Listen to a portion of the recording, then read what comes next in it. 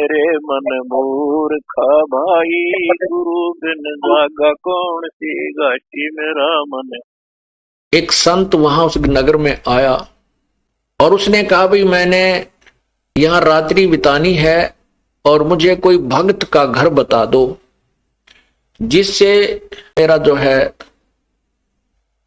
भक्ति कर्म ना बिगड़े, मैं अपना साधना भी कर लूं उस भगत के घर बैठ के और मुझे 2 रोटी भी मिल जाए। तो उस संत को गांव के उस नगर के निकम्मे से व्यक्ति मिल गए।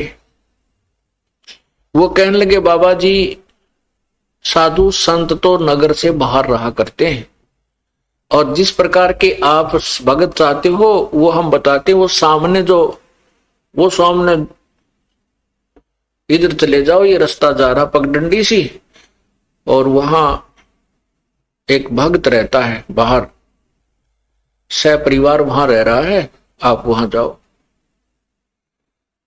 अब महात्मा उस संत ने सोचा भी बिल्कुल सही बात है, जंगल से भगत तो बाहर है तो और अच्छी बात है। तो वो चला गया वहां, साधु वहां चला गया और वहां वो बहन जो अजामेल की पत्नी थी गणिका, वो घर पे थी। साधु ने आवाज लगाई, नमो नारायण किया तो वह लड़की बाहर आई कि आज कौन आ गया इधर। और पुण्यात्माओं ठीक है, वर्तमान में कोई भी प्राणी कितनी ही गलती कर सकता है, लेकिन उसके पूर्व जन्म की कोई पुण्य कमाई होती है, वो साधु संत या सत्संग के विचार सुनने से वो अवश्य अंगड़ाई लेती है, वो एकदम उभर कर आती है। ये कौन थे अजामेल और जो गणिका वो वैसा, वो कौन थे? ये पूर्व जन्म में दोनों साधक थे। वो भी वैरागिणी थी और ये अजामेल भी वैराग लेकर के बाहर भक्ति के लिए, जैसा भी इनको मालूम था अपनी उस परमात्मा के नाम की, जैसा जिस संत ने कोई बताया था वो साधना शास्त्र विरुद्ध भी ये कर रहे थे।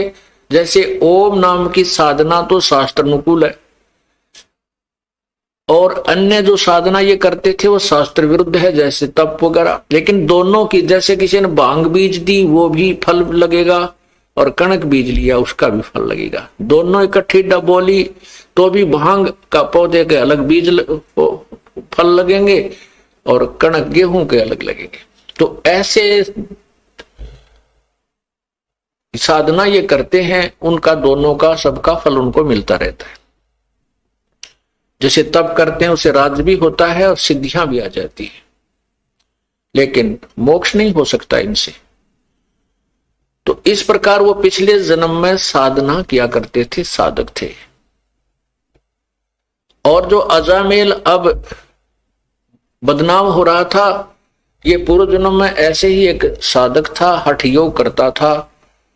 और ये हठ योग करते करते इसने अभ्यास कर रखा था समाधि लगाने का।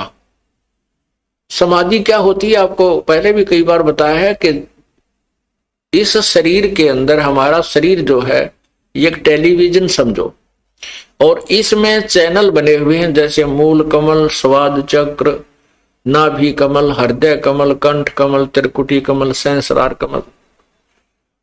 और इसमें जिसका भी जो चैनल ऑन हो गया पूर्व जन्म की कमाई से, और जैसे हठ योग से समाधिस्थ होने की चेष्टा जो करते हैं, वो न जाने कौन से कमल में कौन सा टेलीविजन का चैनल ऑन हो जाता है उनका, फिर उसको बार बार देखने का इंटरेस्ट बन जाता है। उसमें ऊपर के इस ब्रह्मांड में जैसे ये कहीं ग्रह चल रहे हैं, इनकी बड़ी अच्छी स्पीड नजर आती है, ऊपर की तरफ और बड़े बड़े पहाड़ हैं, स्वर्ग हैं, पता नहीं क्या क्या वहां उछल कूद होती है, नाच गाने ऊपर चल रहे हैं, तो वो सब दिखने लग जाते हैं।